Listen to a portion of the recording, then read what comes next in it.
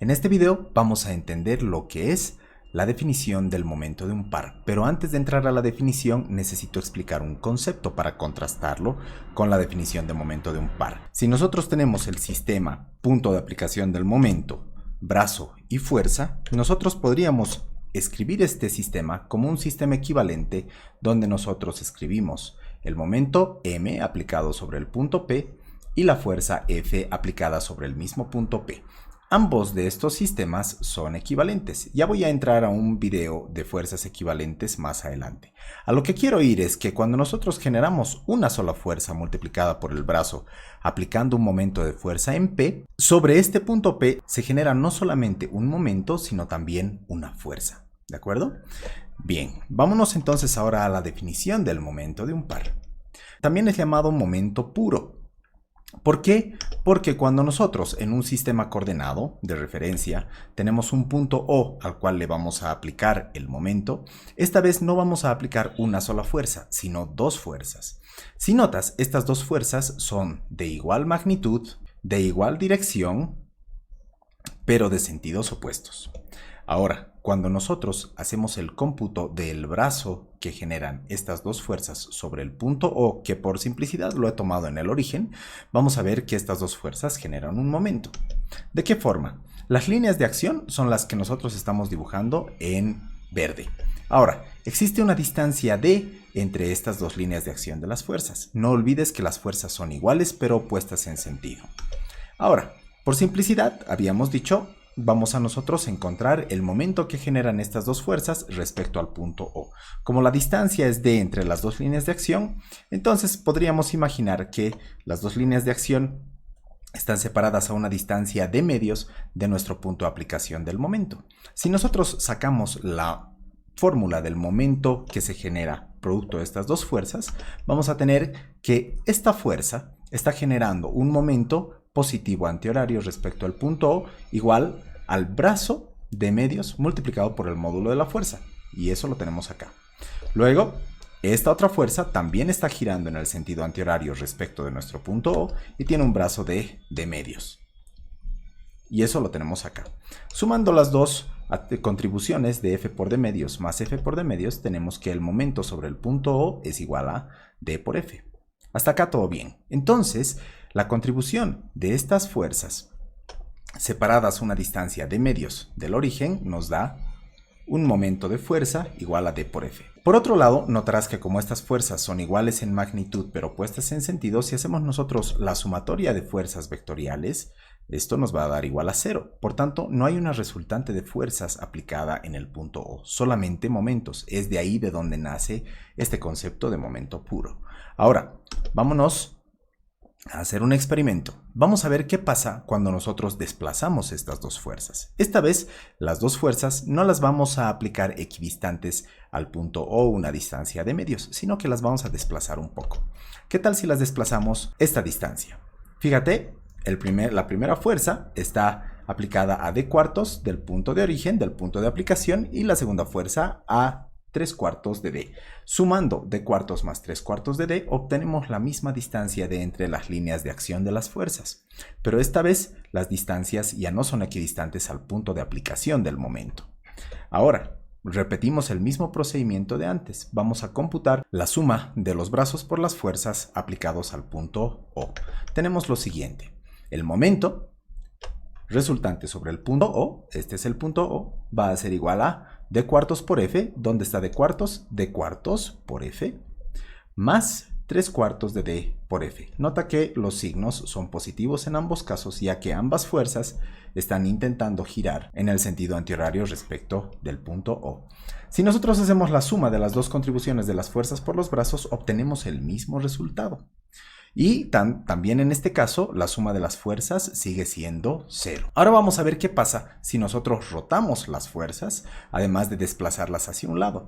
Notarás que nada cambia, todo sigue exactamente igual a antes. Este mismo fenómeno podría darse incluso si las fuerzas estuvieran muy alejadas del punto de aplicación del momento O. Es por eso que cuando se genera un momento producto de este par de fuerzas, este momento se lo llama también un vector libre, porque este momento puede aplicarse en cualquier punto y va a dar la misma resultante de momento de fuerza. ¿Qué tal si ahora acomodamos nuestras fuerzas en esta configuración? Vas a notar que el resultado es exactamente el mismo. La única diferencia es que ahora es mucho más fácil de calcular el momento de fuerza respecto al punto O. ¿Por qué? Porque esta línea de acción de menos F está pasando por el punto de aplicación del momento.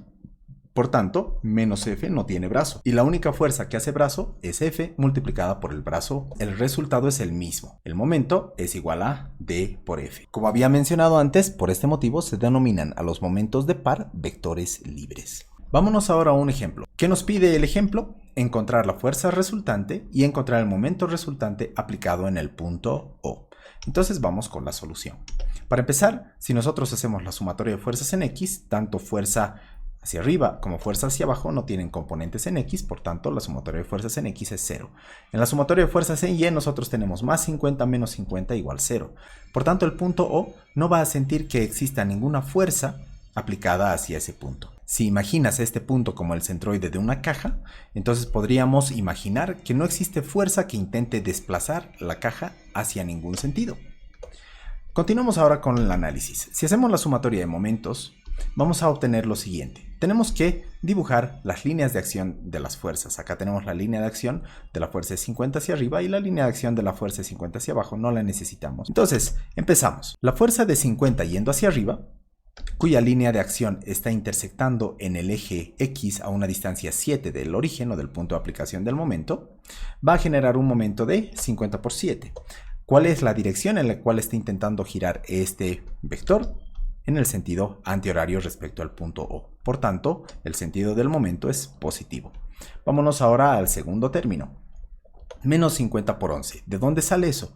El vector de 50, no porque esté yendo hacia abajo va a ser negativo, sino porque está intentando girar en el sentido horario respecto al punto O. Por tanto, todo el momento que se genere producto de estos 50 newtons multiplicados por el brazo de 11 van a ser negativos. Haciendo la suma, la operación de suma de estos dos términos, nosotros tenemos 350 menos 550 igual a menos 200 newtons metro. En este caso nosotros hemos hecho el cómputo del momento respecto del punto O.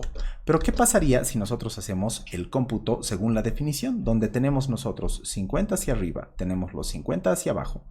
Y si nosotros vemos las coordenadas de estos dos puntos, en X tenemos una separación de 4 unidades.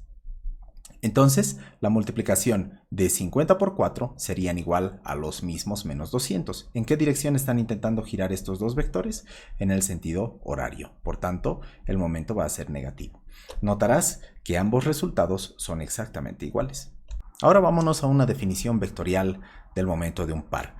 Por simplicidad, estoy dibujando el sistema coordenado en un plano X y Y, pero también se aplica para un espacio cartesiano. ¿De acuerdo? Bien, vamos a imaginar entonces el punto de aplicación de nuestro par y vamos a nosotros dibujar dos puntos de aplicación de la fuerza, A y B. Se supone que por definición ambos vectores menos F y F tienen que tener la misma dirección, magnitud, pero sentidos opuestos. Ahora, ¿cómo hacemos las operaciones vectorialmente? Necesitamos dos vectores, un vector que vaya desde O hacia A y un vector que vaya desde O hacia B. Estos se llaman vectores posición de las fuerzas F. Ahora, si nosotros queremos encontrar el momento de fuerza aplicado en el punto O producto de las dos fuerzas, tenemos que hacer el producto vectorial de este brazo multiplicado por este vector más este brazo multiplicado por este vector según la definición vectorial de momento de fuerza explicado en un video anterior. Te dejo el link en la descripción del video. Entonces, comencemos con ese cálculo de momento de fuerza. Como había repetido antes, el momento de fuerza aplicado en el punto O va a ser igual al brazo OA multiplicado por la fuerza vectorialmente más el brazo OB multiplicado por la fuerza F. OB multiplicado vectorialmente por la fuerza F. El resultado de esto es el siguiente. Nosotros podemos con ciertas operaciones algebraicas ordenar los términos acá arriba y tenemos lo siguiente. Ahora, como F es común a los dos términos, nosotros podemos sacarlo de factor común y tenemos esta resta de acá. OB menos A multiplicado vectorialmente por F, pero OB menos A resulta que es un vector AB. OB menos OA resulta en un vector AB como el que se muestra en la gráfica. Por tanto, la definición de momento vectorial nos dice que el momento de una fuerza producto de dos fuerzas de este estilo, o sea, el momento de un par, es igual al brazo AB, que parte de una fuerza y llega a la otra, multiplicado por la fuerza a la cual está llegando el vector del brazo. Esa es la definición vectorial. Nota que, al igual que con el momento vectorial de una fuerza, AB no necesita ser perpendicular a F. Este es un concepto que nosotros habíamos repasado en la definición vectorial de momento de fuerza. Ahora vámonos a un ejemplo, esta vez con vectores. Vamos esta vez a trabajar con vectores en el espacio. Resulta que ahora tenemos dos fuerzas cuyas magnitudes no conocemos, pero cuyas componentes sí. Estas dos fuerzas están aplicadas en los dos puntos mostrados en el gráfico. Más adelante vamos a nombrar estos dos puntos A y B por simplicidad y para poder manejarlos con algún nombre. Entonces vámonos a la solución. Primer punto, conocer los vectores posición de las fuerzas. Es acá donde nombramos los puntos A y B. Ahí están. Podíamos haber nombrado los puntos de manera inversa, no existe ningún problema. Ahora, necesitamos conocer las coordenadas de A y las coordenadas de B.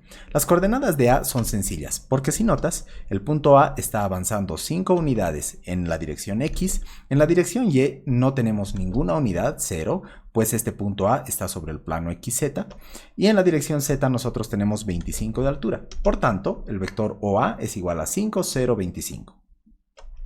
Vámonos ahora a encontrar la posición del vector B, que es un poquito más compleja. ¿Qué hacemos para encontrar la posición del vector B? Vamos a imaginarnos una vista desde arriba, como si nosotros estuviéramos mirando a todo nuestro espacio de trabajo desde arriba.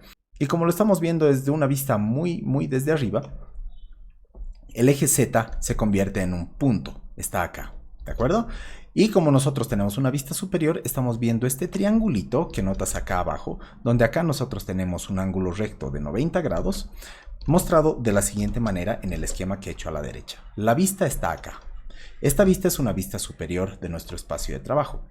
Este triángulo que tenemos, donde 11 es la hipotenusa, este sería el cateto opuesto del ángulo de 30 y este sería el cateto adyacente, se ven de la siguiente forma acá. Ahí lo tenemos. Entonces, este punto de acá es este, ¿sí? Luego, nosotros podemos sacar estas líneas perpendiculares tanto a los ejes X como Y para formar un triángulo imaginario en esta parte. Producto de este triángulo, nosotros podemos obtener las proyecciones. Si nosotros contamos con este ángulo y nosotros sabemos que la hipotenusa es de 11 metros, entonces la cota horizontal paralela al eje Y va a ser de 11 coseno de 30 y la cota vertical paralela a X va a ser 11 seno de 30. Si nosotros hacemos los cómputos de estos dos valores, nosotros tenemos en horizontal 9.52 y en vertical 5.5. Entonces nosotros ya tenemos las coordenadas en X y en Y de nuestro vector posición B. Nos falta la altura, pero la altura es fácil. Acá la tenemos, son de 20 metros. Por tanto, nuestro vector completo lo podemos escribir así. En X 5.5, en Y 9.52 y en Z 20. Una vez que tenemos entonces los dos vectores posición OA y OB, los podemos imaginar de la siguiente forma. El vector OA es este y el vector OB es este. Si recuerdas de la teoría, ahora tenemos que obtener un vector R que parta de A hacia B. Este es R. Vamos entonces a hacer eso. Ordenando un poco todo el análisis que hemos hecho acá, vamos a resumirlo en una siguiente diapositiva. Ahí está. Ahora, el segundo paso. Como habíamos dicho, vamos a encontrar el vector R. El vector R se define, como lo habíamos visto acá, aquí está R, es igual a OB menos OA. OB y OA ya los tenemos calculados. Por tanto, comenzamos con el cálculo. OB tiene estas componentes y OA tiene estas de acá, que las estoy escribiendo en forma vectorial en estos dos lugares. Ahora, haciendo una resta simple, 5.5 menos 5 son 0.5, 9.52 menos 0 son 9.52 y 20 menos 25 son menos 5. Ya tenemos entonces todos los componentes para comenzar a calcular nuestro momento del par. Nota lo siguiente, cuando yo haga el cálculo del par de fuerzas, si R lo he tomado arrancando en A y llegando a B, nosotros tenemos que tomar esta fuerza para multiplicarla vectorialmente por R. Más correctamente, R multiplicada vectorialmente por esta fuerza. No puedo yo tomar este vector R y esta fuerza de acá. ¿De acuerdo? Muy bien. Entonces, ahora obteniendo el momento del par, vamos con nuestro arreglo matricial para encontrar el momento de nuestro par. Y JK son los vectores unitarios para nuestra multiplicación vectorial. Habíamos dicho que en la segunda fila tiene que ir el vector de brazo y en la tercera fila tiene que ir nuestro vector de fuerza. Entonces, ahora lo que hacemos es lo siguiente. Vamos a escribir el momento resultante, el momento del par resultante va a ser igual a el vector unitario y, o si quieren, la componente en X. Ahora anulamos filas y columnas de Y y hacemos la multiplicación de 952 por menos 1 menos 2 por menos 5. Eso escrito acá abajo, lo tenemos ahí. Tienes que tener mucho cuidado con los signos en esta parte porque suele ser bastante común confundirse y equivocarse en este sector. Luego para la componente J, anotamos menos J. Nota que este signo menos es parte de la fórmula. Entonces, anulamos filas y columnas de la posición en J y hacemos la multiplicación. 0.5 menos 1 multiplicado por menos 10 por menos 5. Lo explicamos mejor aquí abajo. 0.5 por menos 1, 0.5 por menos 1, menos este término multiplicado por este término, menos este término multiplicado por este. Y finalmente tenemos más K, este signo más también es intrínseco de la fórmula, y ahora anulamos filas y columnas del vector unitario K y hacemos la multiplicación. 0.5 por 2 menos 10 por 9.5. Ahí lo tenemos. Si nosotros hacemos los cómputos dentro de estos tres términos, simplificando todo, resulta en esos valores. A mí no me gusta tanto esta notación con vectores unitarios, por tanto voy a reescribir este momento de par de la siguiente manera. Y con esto nosotros terminaríamos el ejemplo. Ahora, como había mencionado antes, este momento de un par nosotros podemos dibujarlo en cualquier punto. Podemos dibujarlo acá, acá, acá, donde ustedes quieran. Sin embargo, el momento de un par para propósitos prácticos sí es aplicado en un punto específico. Solamente por propósitos matemáticos y conceptuales, este momento podría aplicarse en cualquier parte y el resultado va a ser el mismo.